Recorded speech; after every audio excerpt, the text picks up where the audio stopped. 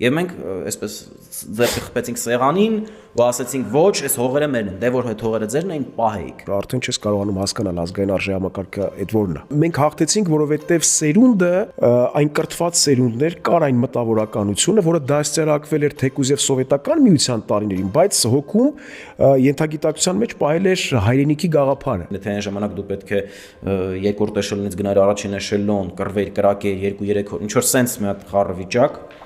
այսօր դու նստած ես շելի մեջ, FPV դրոնը գալու մտնում է շելի մեջ, վերջ դու չկասել։ Այդ մարտական ոգին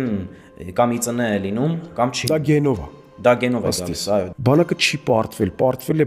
բանակի կղերական բուրգի ղեկավար կազմը։ Կոշիկ էին վաճառում բավականին թանկ գնով։ Կոշիկի հենց այս վրայի մասը Հայաստանի Հանրապետության դրոշն էր։